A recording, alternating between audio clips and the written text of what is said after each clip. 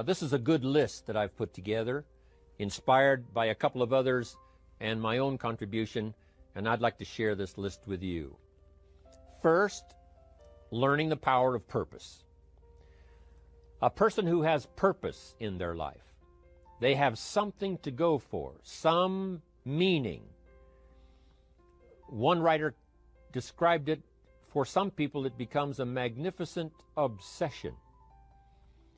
And for you and I, maybe it doesn't need to be that dramatic as a magnificent obsession. But it has to be something that does something to us, something that pulls us, especially into the future. You know, there are many influences on us. One is the influence of the past. Some people are always pulled back by the past. Some people are always pulled aside by the distractions. But here's what's powerful. If you have a list of high purpose in your life, it pulls you toward the future. And the more powerful the purpose is, the stronger it pulls.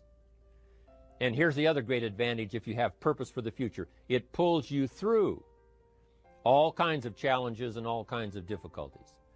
If you don't have these strong purposes for the future, it's easy to get swallowed by a bad day. It's easy to be almost annihilated by a poor month. And it's easy sometimes to almost disappear beneath the waves of a year that goes backwards if you don't have something to pull you beyond that year. So if you want something to pull you through all kinds of challenges, all kinds of difficulties, and things that come at you, you got to have something on out there, beyond today, beyond next week, beyond next month, beyond this year, that pulls you into the future. And the clearer it is, the stronger it pulls. The more dynamic it is, the more it affects your life, your spirit, your heart, your soul. It also creates imagination. It gets your mind working on how to achieve that purpose.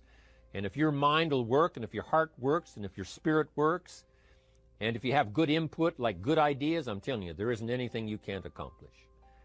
So that's one of the great powers that'll make a variable of you, and that is purpose. Here's the next one, self-confidence. Where does self-confidence come from? And this is the best advice I can give you on that. Not neglecting, first of all, the small daily disciplines. Self-confidence really comes from feeling good about yourself. And one of the best ways to feel good about yourself is at the end of the day to know that you poured it on. You did your best. If you conducted a meeting, you did the best you could. If you made a phone call, it was the best phone call you could possibly make. If you wrote a letter, it wasn't a casual letter, it was your best letter. At the end of those kind of days, when you feel good about yourself, self-confidence starts to rise. You know that if you can have this kind of a good day, you can have another one the next day, and those days become the weeks become the months, and the month becomes a powerful year. Self-confidence comes from the lack of neglect. If you will not neglect to do the small daily disciplines, that's where self-confidence comes from. Part of good health is self-confidence. I know I'm going to be healthy. I take the Herbalife products. I eat the apple a day. I walk around the block. I do the jogging on the beach. At the end of the day, when you've really poured it on and you've done all the stuff, self-confidence grows. That self-confidence affects your health. It affects your future. It affects your psyche. So this is true. One of the great powers is self-confidence. Self-confidence means willingness to do whatever it takes to achieve. Some people say, well, I'll do it for a little while and see what happens. You know, I'll try a couple of things. If that doesn't work, I'm out of here. And all of us know that that kind of person doesn't have much of a future. But if you're willing to do whatever it takes, if I have to learn a couple of things, I will learn those things. If I got to learn 5 or 6 things, I'll learn all 6. If I have to take an extra class, I'll take an extra class. If I've got to read the books, I'll read the books. If I have to consult with people who know more than I know, I will do the necessary consulting. Whatever it takes, I will do. That starts to develop unbelievable self-confidence. Self-confidence also comes from the ability to rise above your circumstances, to rise above what happens, the petty little things, the discouraging things that would sink everyone else's ship except yours, that would cause someone else to quit early in the day, but you keep going. That kind of willingness to overcome all circumstances, whether it's the little challenges or the big challenges. If you're willing to do that, I promise you, this kind of power will work for you, and in you, the variable, it'll make a difference. The third on the list I had was enthusiasm. And here's what I wrote about enthusiasm. Enthusiasm that's powerful is mostly enthusiasm that is enthusiasm inside, 90%, 10% outside. We all know what the enthusiasm is like when somebody lets us see their enthusiasm, which is like the 90%, and only 10% of it is inside. But the enthusiasm that really affects people is not just being loud, but the enthusiasm that runs deep, the enthusiasm that comes from deep inside, created by self-confidence, created by purpose, created by genuine willingness to help other people. That kind of enthusiasm, knowing that you're going to get the job done, knowing you're going to affect people, knowing you're going to have testimonials flowing in from all kinds of directions. That kind of enthusiasm. A lot of it is quiet. A lot of it is unheard. And the 10% that's heard, it rings a bell.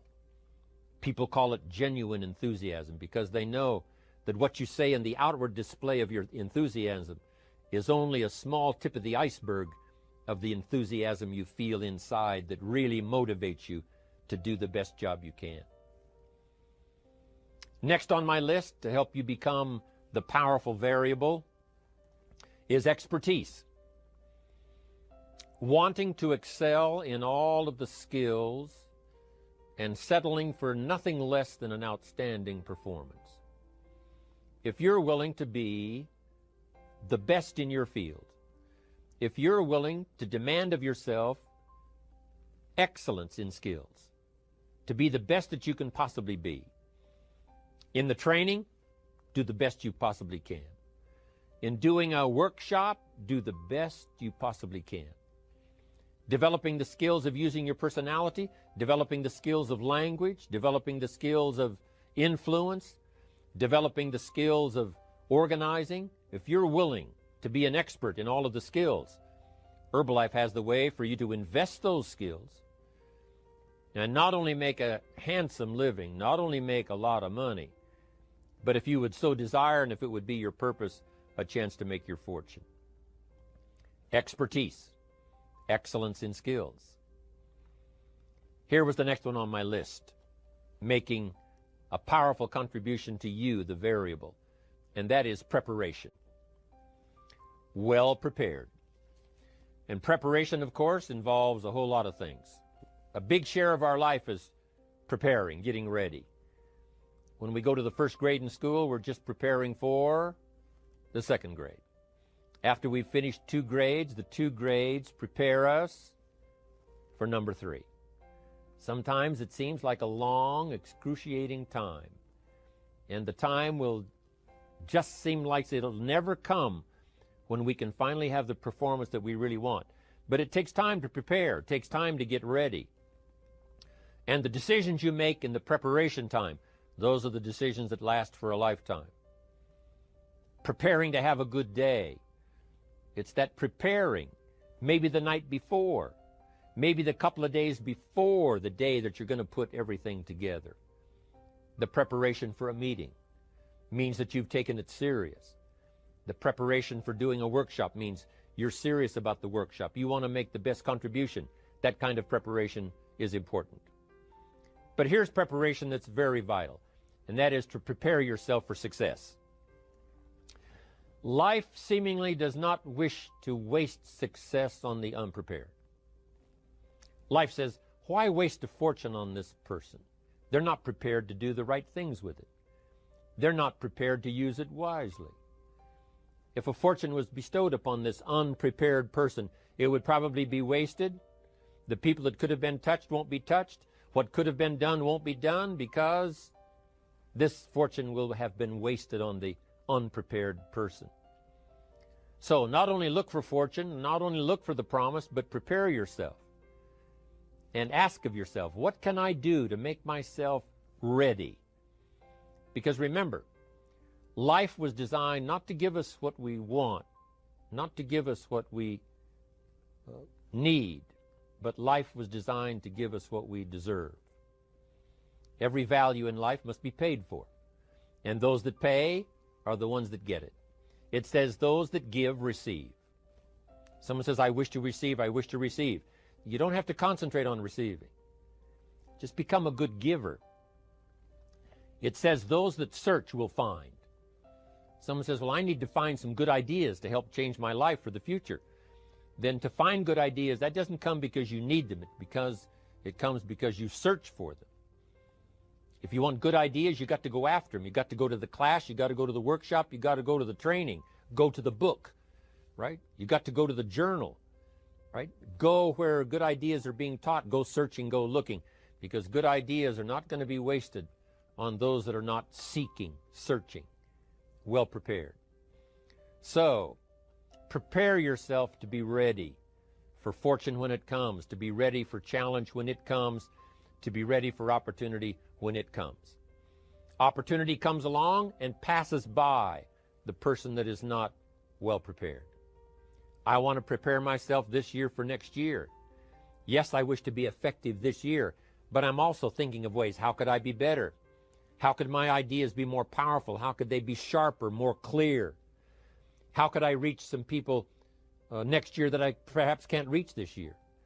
I haven't reached deep enough into my own soul to affect some people. Some people just pass by and say, hey, what a good speech. But how could I make it stronger than that, deeper than that, more powerful than that? I cannot be as powerful as I could be next year. You know, you can't go to the 10th grade in the 5th grade. You just got to go through the grades. But the more you are prepared, when the 10th grade finally comes, now you can cash in and get 2 times, 3 times, 5 times more value from it by being prepared. I want to do my best this year for Herbalife, but I also want to get ready for next year, 1999. And then when the year 2000 comes, at the turn of the century, I want to be well equipped by language, by instinct, by temperament, by personality, by influence, to really be valuable the year 2000, 2001, 2, 3, 4, 5. That's my goal. I'm sure it's your goal. Now here's the next one. There's great power in self-reliance. Self-reliance means you simply look mostly to yourself. It would be nice if someone just gave you this, gave you this, gave you this. It would be nice if everyone did their job exactly as they're supposed to do it. But here's what you've got to do. Primarily rely on yourself. Primarily say, I'm the person responsible. And I will learn the necessary skills so that I can help people learn their skills. If I need lots of people to do certain things to build my organization, that is what I must have. But I've got to be the final backstop. I've got to be the final one that people can rely on. So that if this is missed and this is missed, I can catch up. I can fill the gap. I can do the job. We have to do it when we conduct meetings. We have to do it when we conduct training. We have to do it when we're in a class of just a few. What someone might have missed, we're there to fill in. Self-reliance. Primarily, we're learning to count on yourself. So that you can do this. Never complain and never explain. Here's the next key power, and that's image. There's many parts to image. The image that others see you as, the image you have with other people. And it's very important how other people see you. If they don't see you as a leader, chances are they won't pay attention. If they don't see you as being in control, chances are they won't have the trust. If they don't see you as knowing where you're going, what you want to accomplish, they probably won't follow. But if people can see you, if you have the image of someone that's in charge, in control of your life, your future, your destiny, in control of the situation, if they see that, that kind of image is powerful. It helps to win the day. It attracts other people. People want to be around people that are in control, that are powerful, but they know how to use their power, influential, but they know how to use their influence. That kind of image is important. But here's a very important image, and that is your image of yourself. The way you dress, the way you talk, the way you think, your capacity for learning, all of that is an important image that you have of yourself. The image that you have that if it needs to be learned, you could learn it. If there's a book that needs to be mastered, you could master it. If there's a skill that needs to be learned, why couldn't you get busy now and learn that skill? That kind of self-image, that I am continually trying my best to be the best I can. Because one of the most important places you have to look is into the future, yes. You've got to look into the past, yes. You've got to look around, yes. But one of the most important places you have to look is in the mirror. You know, how I appear to other people, that's important. But how I appear to myself is the ultimate importance. That kind of image, to where you'll develop the self-confidence, you'll develop the self-reliance. Now here's another one in my rather short list. The next word is character. Becoming a person of high values, a person of principles, a person of honesty, a person that earns respect. That kind of character. It took character when Mark started to put the marketing system together. How can we have a system that will build in the integrity, that people will know that if this happens, then this will happen. And if this goes wrong, here's the way to fix it. Unless you have the principles and the character and the integrity to put together a viable plan for a wide variety of people, then the system is not going to last very long. And I've been around long enough, and I'm sure you have been around long enough to see a lot of systems that got started, but they failed. And the reason is because they were not constructed with integrity. They were not constructed with character. They were not constructed with doing the right thing. They might have been constructed to take advantage. You know, cash it out as quickly as possible and leave. Mark was involved when others took advantage of him all those years ago before Herbalife. When someone took advantage, didn't have the character, didn't have the principles, and didn't have the character to stay, the character to see it through, the character to do the right thing. So this is important, to develop the character within yourself, that people see you as honest, as fair, willing to do the right thing, willing to be helpful, but always willing to walk the center line, not to pass the line. When we come to an opportunity like Herbalife, especially multi-level network marketing, it is so dynamic, it is so powerful, and it is so possible in fortune making that sometimes people want to speed up the process by cutting the corners, by neglecting to do the right things, you know, to cheat a little here, you know, cross the line just a little bit, because then, you know, it'll grow faster and you can cash in quicker. Not necessary here.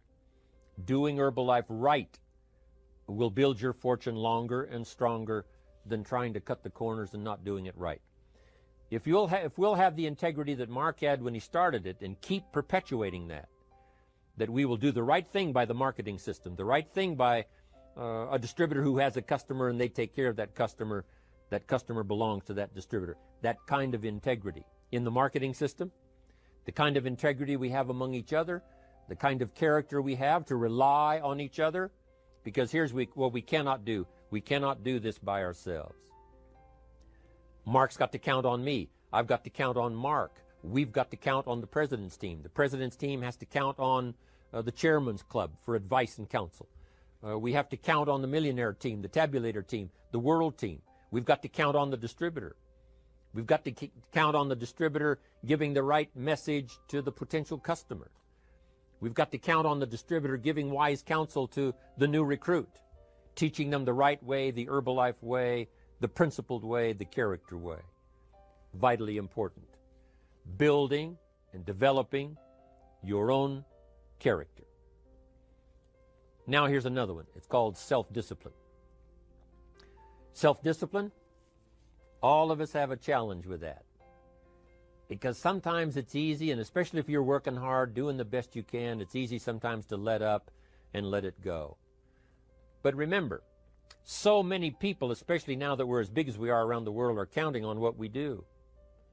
At home office, they have to be careful. They have to be disciplined. It's easy for the person who ships the product from Herbalife says, oh, well, I'll wait until tomorrow to ship it. And then they go home and sleep like a baby. But the distributor who's waiting for that product doesn't sleep that night, or doesn't sleep when the product doesn't show on time. But if everybody will have the discipline to say, I will do the best job I can. I will make mistakes, of course, because we're all human, but I'll try to remedy those mistakes and do the best job I can. That kind of self-discipline that understands how important your part is in all of the functions that work. Coming to work on the set here, HBN, there's so many people that play a part. And each one of the parts that are played is necessary to put on the broadcast, make it viable, make it real, make it powerful. Any couple of them missing, and it would be a disaster. But all of it put together, and it works like a charm. Each person developing the self-discipline to do their part, do their job. Here's one more, and that is the power of extraordinary performance and demanding of yourself excellent results. This is so important. If you want to live extraordinary, you must do extraordinary. If you want an extraordinary income, you must do extraordinary things. If you want an extraordinary fortune, you must go with the demands of what it takes to have that fortune. Mark has made such a fortune, it's almost beyond comprehension what the numbers really are. But guess what he has the satisfaction of knowing? He earned it all. If he'd have been lax in the performance, Herbalife would not be here these 18 years later. Herbalife would have been a footnote in multi-level history. But because he performed year after year, the 3rd year and the 5th year, and the 7th year and the 10th year, and the 12th year and the 15th year, and now performing well in the 18th year, I'm telling you, that's what makes it such a viable fortune for Mark personally, of course, because he did the job. If we would ask of ourselves that kind of performance, and you've got to ask it of yourself. You know, I can't ask it of you. I would try to inspire you. I would try my best to share with you what it might taste like, what it's like to finally make your fortune. It happened for me. But here's what you must do. You must demand it of yourself. Society does not demand that you not have a heart attack. But if you want to escape having a heart attack, you must demand it of yourself. Society doesn't demand that you take Herbalife and improve your health. You have to demand it of yourself. Society doesn't demand that you jog around the block every morning. But if you want good health, you must demand it of yourself. Society doesn't demand that you read a couple of books a week and improve your intelligence and your knowledge. That you must demand of yourself. Society does not demand that you build a financial wall around your family nothing can get through. That's not a demand of society. But you must demand it, if you wish it, you must demand it of yourself. Society doesn't demand that you learn a list of 10 skills in order to ensure your own future and the future of your family. Society doesn't demand it, doesn't require it. It is not a law. But if you want the benefit, you must demand it of yourself.